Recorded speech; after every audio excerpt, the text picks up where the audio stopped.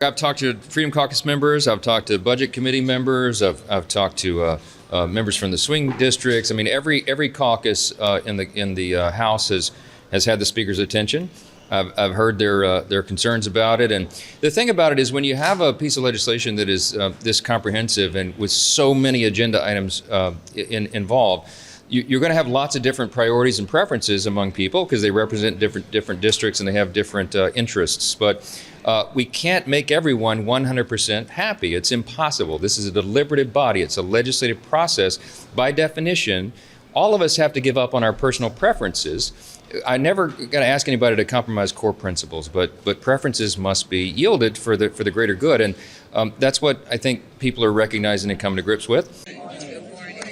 We are here today, united as House Democrats, to make clear to the American people that every single House Democrat will stand up for your health care, stand up for your Medicaid, stand up for your Medicare, stand up for the Affordable Care Act, stand up for nutritional assistance for our children, our seniors, and our veterans. At the end of the day, when you look at the whole totality of the bill, still over 85% of what the House passed a few weeks ago are still in this final product. And, you know, the bottom line is the Trump agenda is still in this bill, whether it's making sure nobody gets a tax increase, energy production, border security, no tax on tips and no tax on overtime. All of those things that President Trump and most of our members campaigned on are all included in this one big, beautiful bill. We're here because Donald Trump wants a 4th of July party to celebrate this garbage bill. He wants fireworks and flags and cameras, not for this country, but for himself. So he says, close your ears, close your eyes, and vote for this bill. Honestly, sounds more like a cult than a Congress to me. When the Democrats are telling you that we're kicking disabled people off of SNAP or we're kicking disabled people off of Medicaid, it is an absolute lie. President Trump, you're either being lied to or you are lying to the American people. Because this bill represents, in the text of this bill, the largest and greatest loss of health care in American history. 17 million Americans will lose their health care on this bill, not undocumented people, not quote unquote the disgusting term illegal, but 17 million Americans will have their health care cut from this bill. On this point of tax on tips, as one of the only people in this body who has lived off of tips, I want to tell you a little bit about the scam of that text, a little bit of the fine print there. The cap on that is $25,000. While you're jacking up taxes on people who make less than $50,000 across the United States, while taking away their SNAP, while taking away their Medicaid, while kicking them off of the ACA and their health care extensions. So if you're at home and you're living off tips, you do the math. Is that worth it to you?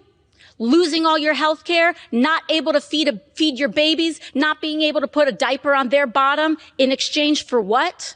This bill is a deal with the devil. Well, I mean, it's not a perfect bill. There are parts of it that I don't like, but number one, and I was telling this at the waiter and waitresses at the Waffle House this morning, because they were asking me what it was going to do for them. I said, you are not going to pay taxes on your tips, and your tax rate's going to go down. Your federal income tax rate will go down. You're not going to pay taxes on tips. You're going to have a much better quality of life, having more of your own money in your pocket.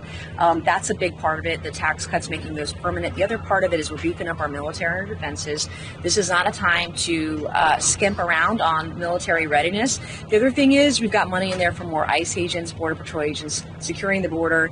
In my home state of South Carolina, we have Tren de Agua, we have Sinaloa Cartel, we have MS-13. We don't want to skimp on those things. Do I wish an unelected bureaucrat in the Senate parliamentarian would get her together and not do what she did this week? Yes, and I think that needs to be remedied after this. Donald Trump promised the American people that he would cut costs on day one. Republicans in Congress swore up and down that their policies would fight inflation and make life easier for everyday Americans. More lies. But we've all seen under this president and this Republican majority, the prices continue to rise and the American dream slipping further from reach.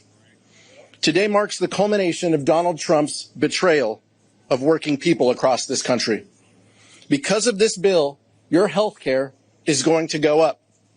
Your electric bill is going to be more expensive. The clothes and groceries that you buy are already rising due to his reckless tariffs. The president's had a series of meetings at the White House today. I was there for a couple of hours, meetings in the Oval, meeting in the cabinet room. And listen, Donald Trump is a closer. This is a guy who understands the importance of the bill.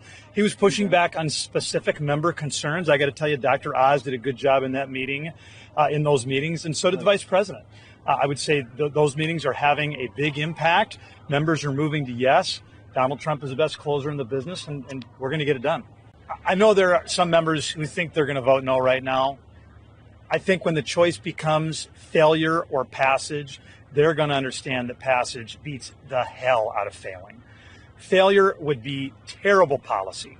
It would impose massive tax increases, and it would not fix so many of the real problems that are facing our country right now. People are going to get to yes because no has such a terrible outcome. I'm not sure that anybody knows what's really in the bill. They have been amending it as they have been moving it. And I think that we have not been given enough time to look at it and analyze it. There's one thing to read the words, but to analyze a bill with more than 1,000 pages would necessitate more time than we've been given. But I'm also opposed to it because of what it does for the top 1% of earners. They will get $30,000 annually because of this bill. The persons who are at the bottom of the rung will lose hundreds of dollars. It's estimated to be about $700 for the poorest people. We should not take from the needy to satisfy the desires of the greedy.